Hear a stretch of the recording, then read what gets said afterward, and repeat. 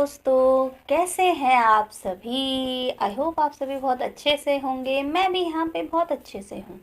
तो दोस्तों, शुरू करते हैं आज का टॉपिक। जी हाँ, गाय। जैसे कि आए दिन गाय पे चर्चा होती रहती है, गाय हमारी माता है वगैरह वगैरह, और कंट्रोवर्सी भी बहुत होती है। तो आप सभी ने, जब आप छोटे होंगे तो एक गाय पे निबंध लिखो या गाय पे 4 या 5 लाइनें लिखो करके सेकंड क्लास में, मेरे ख्याल से सेकंड या थर्ड क्लास में आता है। तो उसमें हमें सिखाया जाता है गाय हमारी माता है, गाय हमें दूध देती, गाय की 4 पैर होते, पूंछ होती, वगैरह वगैरह। मैंने भी पढ़ा है इसलिए मुझे याद है। तो हमें बचपन से ये सिखाया जाता है गाय हमारी माता है। लेकिन क्या ऐसा है? चलिए आज बात करते हैं इसी पे।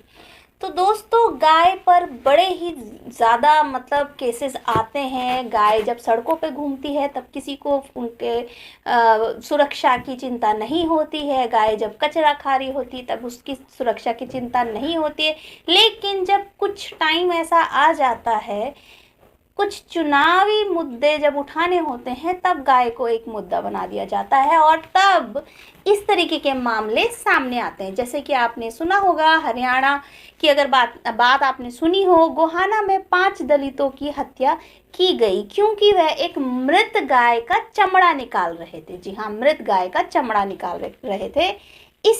इस मामले पर गिरिराज किशोर ने कहा, ये एक इंसान के शब्द है, कि गाय की पवित्रता मनुष्य के जीवन से बहुत ज़्यादा है। दोस्तों, ये एक पॉलिटिकल नेता जो थे उस टाइम पे, उनका ये बयान था। उन्नाव में 4 दलितों को पीटा गया, वो भी यही मामला था कि गाय हमारी माता है, हम गौरक्षक हैं, हमें गाय को बचाना है। तो ये बातें कितनी सही, सटीक और कितनी खोखली हैं, इसका आज मैं आपको बताने वाली हूँ।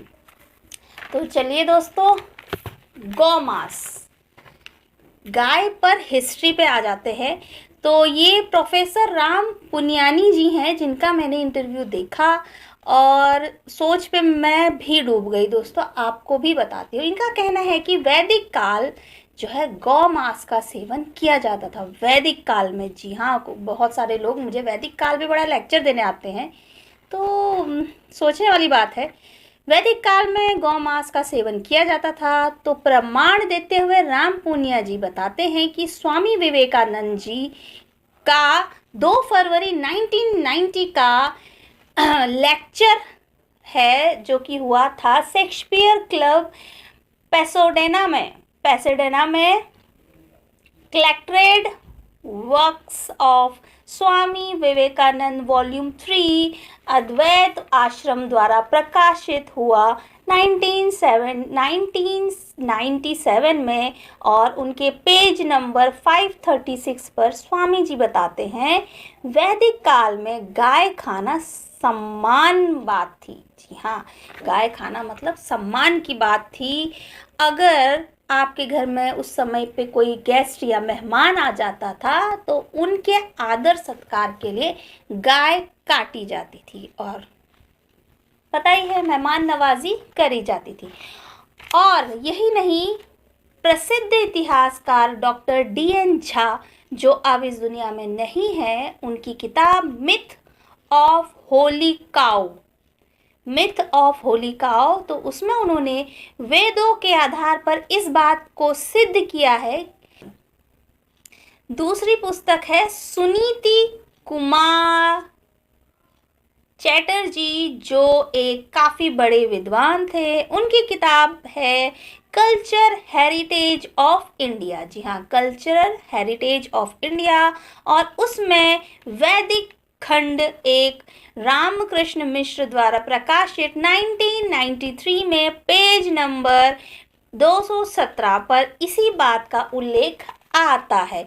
तो वैदिक काल जो ये यज्ञ होते थे, तो उसमें जो है मुख्य रूप से गाय की बलि दी जाती थी। जी हाँ दोस्तों, तो वैदिक काल जो था कुछ इस तरीके का था। तो और जो ब्राह्मण को गोदान दिया जाता था, और पूरा ऋग्वेद इन्हीं सारी बातों से भरा पड़ा है। सब इन्हीं चीज़ों से भरा पड़ा है। तो इसमें कोई शक नहीं है कि वैदिक काल में बीफ खाया जाता है। तो इंसान वक्त के साथ अपना खान पान बदलता रहता है।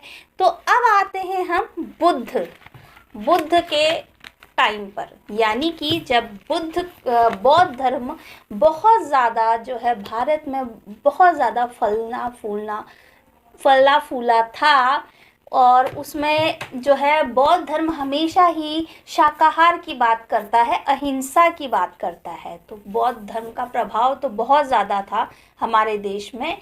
तो इसको देखते हुए अपने वर्चस्व की लड़ाई, एक तरीके से अपने धर्म को की लड़ाई, कि हाँ ऐसे तो हमारा धर्म खतरे में आ जाएगा। गौमांस का सेवन दोस्तों बहुत ज़्यादा मात्रा में उस समय पे होता था, ब्राह्मणों के द्वारा भी होता था, गौमांस खाया जाता था। तो शाकाहार महावीर भी जो है दिगंबर महावीर भी बहुत ज़्यादा शाकाहार के ऊपर जोर डालते हैं। उनका तो इवन बहुत ही ज़्यादा कड़े नियम हैं इस पर। तो बुद्ध से ही निकलता है। तो शाकाहार जो है ये बुद्ध से ही निकला है, शाकाहारी होना, शाकाहार, क्योंकि इसमें भी दो यान थे, हीनयान एक महायान, मैंने कल भी आपको बताया था। तो हीनयान जो है वो तो बुद्ध की पूरे बुद्ध की बातों पे फॉलो करता था कि शाकाहार होना है, और अहिंसा पे चलता था। महायान का थोड़ा सा अपना अलग एक निकल जाता है रास्ता। तो दोस्तों ये शाकाहार जो थ्योरी, और कह सकते हैं आजकल बहुत ज़्यादा प्रचलन में है शाकाहार, तो ये बुद्ध से ही निकलता है। तो बौद्ध धर्म का बोलबाला बहुत ज़्यादा था। यह सब देखते हुए ब्राह्मणों ने गाय को अपना प्रतीक बनाना समझा। उन्होंने सबसे पहले तो शाकाहार मतलब गाय को मारना या गाय को खाना बंद कर दिया, और शाकाहार की तरफ चले गए, क्योंकि उन्हें महसूस हुआ कि इस तरीके से हम अपनी पकड़ जो है नहीं बना पाएंगे लोगों के बीच में। अपनी जो हमारा जो धर्म है वो खतरे में आ जाएगा, क्योंकि हम अगर इसी तरीके से गाय को अगर खाएंगे तो लोगों में भी ये कुछ अच्छा प्रभाव नहीं जाएगा। तो ये देखते हुए और बौद्ध धर्म का इतना प्रचार और इतना ज़्यादा उसके तरफ लोगों का रुझान देखते हुए उनको अपने लिए संकट महसूस हुआ, अपने प्रतिष्ठा पे संकट महसूस हुआ। तो उन्होंने जो गाय की वजह से जो उनका थोड़ा अपमानजनक स्थिति जो हुई थी, उन्होंने गाय को ही अपना प्रतीक बना लिया। जी हाँ, गाय को अपना प्रतीक बनाया और शाकाहार को बड़े पैमाने पर स्वीकारा। तो इससे सिद्ध होता है कि वैदिक काल में बीफ गौमांस खाया जाता था। तो अहिंसा बहुत लोकप्रिय हुआ। तो ब्राह्मणों ने अपने को बचाने और अपने धर्म को बचाए रखने के लिए शाकाहार अपनाया, जो कि बहुत अच्छी बात है। दूसरे समाज के लोग थे वह मांस खाते थे, और जैसे कि मुस्लिम हो और क्रिश्चियन हो और आदिवासी लोग, वो लोग किसी का भी मांस खा लेते थे, गाय भी हो, इवन गाय बकरी, क्योंकि आदिवासी हैं तो उन्हें जो जंगल में मिल रहा है वो खाते थे। तो फिर इस पे जो है 19वीं सदी में जब राजनीतिक उथल पुथल शुरू होती है, तो राजनीति मुद्दा बनाते हैं मुसलमानों को टारगेट करने के लिए और ईसाइयों को टारगेट करने के लिए। एक राजनीतिक मुद्दा इसको 19वीं सदी में बनाया जाता है। जी हाँ दोस्तों, ये मुद्दा गाय वाला ये 19वीं सदी से चलता हुआ आ रहा है। तो गौ भक्ति, गौ पूजन और गाय पूजनीय नहीं थी, गाय कोई पूजनीय नहीं थी। तो बुद्ध धर्म को देखते हुए ब्राह्मणों को लगा ऐसा चलता रहा तो सनातन धर्म खतरे में आ जाएगा। इस तरह से गौ मांस से गौ माता बन गई। जी हाँ, गौ मांस से गौ माता पे ये लोग आ गए, क्योंकि धर्म तो बचाना था ना किसी न किसी तरीके से। और बहुत कुछ हुआ दोस्तों। फिर 2014 की हम बात कर लेते हैं। जैसे कि कई लोगों को लगता है कि हम आज़ादी 2014 में हुए हैं, तो 2014 के बाद से खास तौर से इनको बड़े राजनीतिक मुद्दे के रूप में जो है सामने रखा गया, काफ़ी बड़े राजनीतिक मुद्दे के माप, क्योंकि जब हम देखते हैं, क्योंकि हम तो 19 मतलब 19 जो ये किताब छपी थी 1990 तक तो हम पैदा ही नहीं हुए थे। तो 2014 में उथल पुथल थोड़ा बहुत हम भी समझने लग गए थे।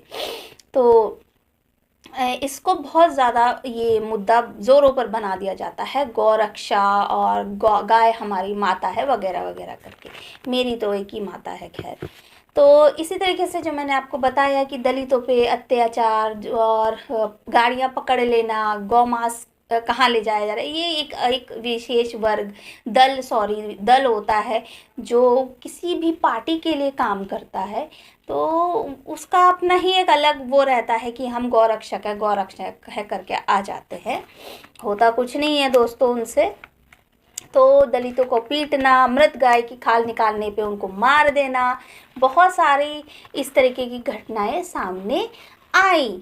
पर गाय हमारी माता है वाला नारा ये पूनिया जी इनका नाम है, मैं नाम भूल जाती हूँ दोस्तों, राम पुनियानी जी। जी हाँ, जो एक हिस्टोरिकन भी हैं और इतिहासकार हैं ये, और ये बताते रहते हैं काफ़ी कुछ।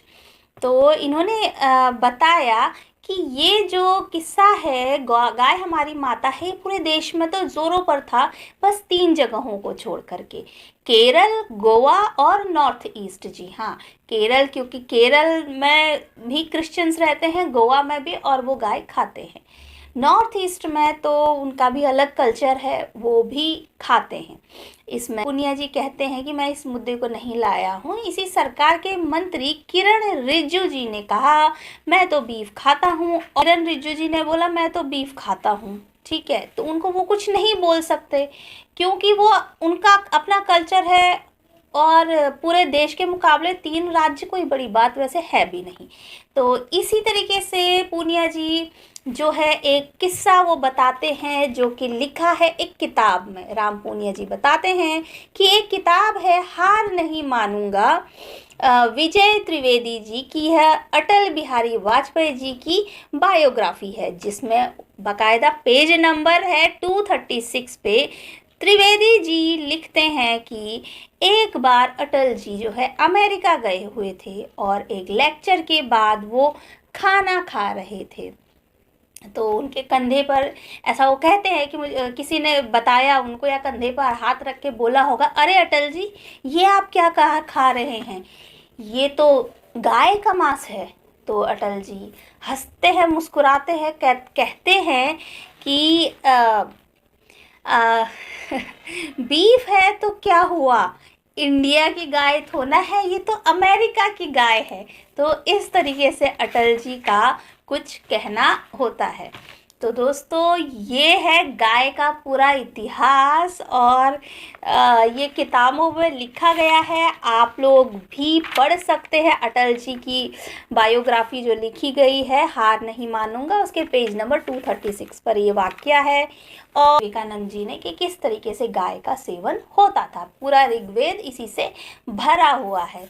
तो दोस्तों ये देखिए किस तरीके की चालाकियां हैं राजनीति करने के लिए, सिर्फ और सिर्फ राजनीति करने के लिए। तो जिनको भी बुक्स चाहिए होती हैं आप पढ़ने के लिए कि आप ये कहाँ से बता रही हैं, आप ये क्या बोल रही हैं, क्या बकवास कर रही हैं, तो वो लोग इन किताबों में देख करके पढ़ सकते हैं। तो देखिए कितना सिंपल है ना, लॉजिक कितना सिंपल है कि ये सोचना, पढ़ करके जो पढ़ेगा वो सोचेगा कि कितना आसान है राजनीति में एक छोटी सी चीज़ को मुद्दा बनाना, और इस राजनीति के चलते कितने ही लोग अपनी जान गंवा बैठते हैं। जी हाँ दोस्तों, दंगे होते हैं, फसाद होते हैं, एक वर्ग के द्वारा दूसरे वर्ग को मारा जाता है, पीटा जाता है। बस बात सिर्फ इतनी है दोस्तों की बात सिर्फ पावर की है। जहाँ सत्ता पे पावरफुल इंसान बैठा है, सत्ता पे पावरफुल इंसान नहीं, सत्ता पे ही बैठने के बाद वो पावरफुल बनता है। तो पावर जहाँ से आती है ना एक इंसान के पास, तो वो फिर किसी और इंसान को कुछ नहीं समझता है कीड़े मकोड़ों के सिवा। जी हाँ दोस्तों, ये असलियत है ज़िंदगी की, कहानी जो है, ज़िंदगी जो है इसकी ये सच्चाई है कि जब एक इंसान जो है एक पावरफुल पोजीशन पे बैठ जाता है तो फिर उसे बाकी सारे लोग जो है कीड़े मकोड़े से लगते हैं और वो जो चाहे करवा सकता है। तो यही है गाय की कहानी, जो कि पहले खाया जाता था, फिर धर्म खतरे में देखते हुए शाकाहार सब हो गए हैं। अभी देखिए कितना चल रहा है कि मंदिरों के पास से हम जो है मीट की मांस की दुकानें हटाएंगे, क्योंकि वो मंदिर बहुत पवित्र है, जबकि ऐसा कुछ पहले नहीं था। यज्ञ में खुद ही बलि दी जाती थी और गाय का मांस भी खाया जाता था। तो किस तरीके से अपने आप को बचाने के लिए, मेन बात ये है कि जिस तरीके से इंसान इस पृथ्वी पर अपने आप को बचाते हुए जब जानवर था, सॉरी बंदर था, बंदर से अपने आप को बचाते हुए किस तरह से शिकार किया, क्या खाया क्या नहीं खाया, अपने आप को यहाँ तक लेके आया है। तो बात सिर्फ यही है, इसी तरीके से अपने अपने धर्म को, कि किस तरीके से हमें अपने धर्म को बचाना है, उसके लिए वो सारे काम किए जाते हैं जो वो पहले नहीं करते थे, वो सारे काम किए जाते हैं। तो पहले गाय को खाते थे, अब गाय के मांस से गाय हमारी माता है तक आ जाते हैं। और ये जो ये दंगे फसाद करते हैं, इन्हें मेरे ख्याल से ज्ञान नहीं होता है इन सब चीज़ों का, क्योंकि ये पढ़ाई पता नहीं उन्होंने करी होती है नहीं करी होती है, पढ़ते हैं या नहीं पढ़ते मुझे नहीं पता। पढ़ते तो शायद इन्हें ये राजनीतिक प्रपंच समझ में आ जाते और ये कभी भी ऐसे दलों में नहीं जाते।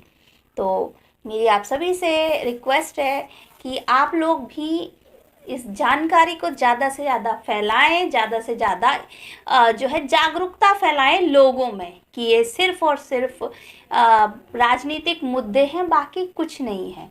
तो मुझे ऐसा लगता है कि धर्म को बचाने के लिए जो है इंसान ने ऐसा किया कि हम खतरे में ये धर्म पड़ जाएगा, क्योंकि लोग जो है बौद्ध धर्म में बहुत ज़्यादा रुचि रखते थे, बहुत अच्छे उसके विचार थे। तो इसीलिए अपने आप को बचाने के लिए ब्राह्मणों ने ये जिससे वो गिर गए थे नीचे, उसी को अपना प्रतीक बना लिया। तो ये कहीं नहीं है कि गाय हमारी माता है या गाय को पूजो। हर जानवर को पूजना चाहिए दोस्तों। हर जानवर की उतनी ही अहमियत है जितनी गाय की है। हम गाय को नहीं मार सकते तो ऐसा तो नहीं कि भैंस को मार सकते हैं या किसी और चीज़ को मार सकते हैं। हमें नहीं ये सब चीज़ें करना चाहिए। बौद्ध धर्म तो यही सिखाता है। बाकी अपने अपने रीति रिवाज है, अपने रीति रिवाजों के अनुसार अपना अपना हम लोग सब चलते हैं अपने रीति रिवाजों के अनुसार। तो सोचिए ज़रा, इस बात को सोचिएगा कि कितनी छोटी सी बात को कितना बड़ा राजनीतिक मुद्दा बना दिया जाता है, जिससे लोग अपनी जान भी खो बैठते हैं। तो चलिए दोस्तों, आज का ब्लॉग मैं यहीं पे एंड करती हूँ। और आप लोग को मेरी जानकारी कैसी लगती है कमेंट ज़रूर करिएगा। आपके कमेंट नहीं आते हैं, कमेंट ज़रूर करिए, लाइक शेयर एंड सब्सक्राइब ज़रूर करिए। तो आपको कैसा लगा आज का वैदिक काल गौ मांस खाने वाला वैदिक काल का ये वीडियो, मुझे कमेंट करके ज़रूर बताइएगा। मिलते हैं आपसे एक और नई वीडियो में, और वीडियो देखना मत भूलिएगा। बहुत इंटरेस्टिंग से टॉपिक के साथ आपके पास आने वाली हूँ। तब तक के लिए बाय बाय।